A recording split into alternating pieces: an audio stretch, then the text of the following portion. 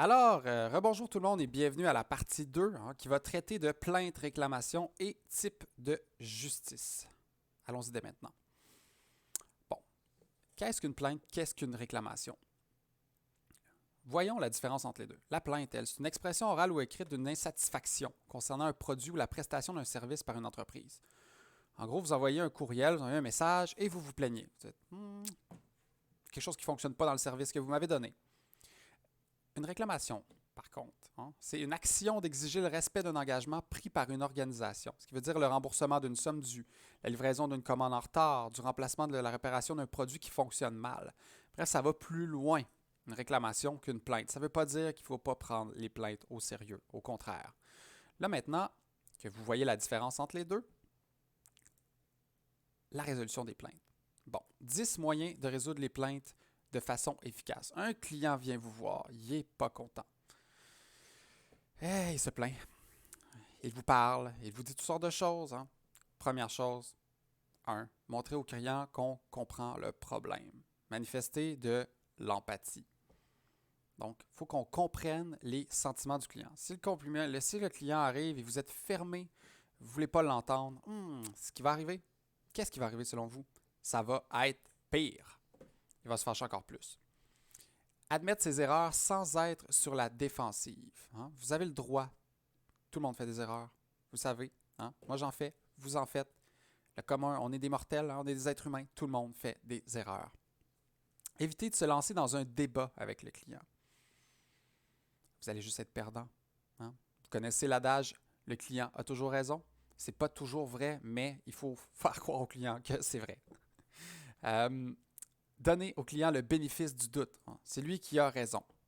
Clarifiez les étapes nécessaires à la résolution du problème. Bon, alors, monsieur, madame, voici qu'est-ce qu'on va faire pour régler votre plainte. Agir rapidement, ne pas attendre, ne pas laisser la personne, comment je peux dire, ne pas laisser la personne trop longtemps dans le néant, dans l'attente, ça va être pire, la personne va se fâcher encore plus. Informer le client du cours des événements. Bon, monsieur, voici qu'est-ce que je vais faire pour régler votre plainte. Prévoir une solution juste et faire un suivi pour regagner la confiance du client. Le suivi, super important. On lui dit, voici monsieur, qu'est-ce qu'on va faire? Et ensuite de ça, on lui parle par la suite, puis on lui explique où est rendue sa plainte. 3 types de justice à respecter. On va voir la justice distributive, procédurale et interactionnelle. Justice distributive. Donc, c'est un principe de justice consistant en un traitement équitable des différents individus.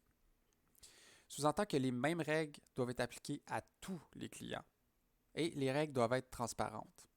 Ce qui veut dire que vous devez en avoir. Si vous n'en avez pas et vous traitez chaque plainte de manière différente, ça va donner des résultats différents aussi et ça ne sera pas équitable pour tout le monde. Donc, vous devez fixer des normes et des règles pour le traitement équitable de ces plaintes-là. La justice procédurale maintenant. C'est un principe de justice consistant dans la définition et dans le respect par l'entreprise prestataire de services d'une procédure comportant un petit nombre d'étapes à franchir, regardez, 1, 2, 3, 4, comme on voit dans l'image, et des moyens employés, des méthodes à suivre pour le règlement d'une plainte à la satisfaction du client. Il faut suivre une procédure. Donc, il faut être équitable, il faut suivre une procédure, et maintenant, au niveau de la justice interactionnelle. Comment interagir avec la personne qui fait une plainte? 1. S'assurer d'un climat respectueux entre les deux parties. On l'a dit tantôt. Vous ne gagnez rien à la confrontation, vous ne gagnez rien à ne pas respecter, à ne pas écouter le client qui se plaint. Au contraire, ça va être pire et plus il vous déteste, plus il va parler de vous en mal. Ensuite, le client qui se plaint a le droit de se faire traiter avec dignité et respect. Et les employés responsables de gérer le problème doivent être courtois. Donc, il faut que vous trouviez quand même des personnes qui sont capables de bien communiquer. Des fois, il y a des personnes qui ont un peu plus de talent là-dessus que d'autres. Il y a certains employés qui sont peut-être à mieux de régler ce genre de situation-là. Donc, pour respecter le principe de justice interactionnelle, l'entreprise doit viser un haut degré de qualité dans ses communications avec la clientèle. Il faut des procédures. Il faut que ça soit bien fait. Il faut qu'il y ait des étapes. En résumé, 3 types de justice à respecter pour les plaintes. distributive. Donc, on applique les règles transparentes et identiques pour tous les clients qui se plaignent, même ceux que vous n'aimez pas. Justice procédurale, définition et respect d'un petit nombre d'étapes pour rendre justice. Voici, monsieur, madame, qu'est-ce qui va se passer, étape 1, 2, 3, 4, 5.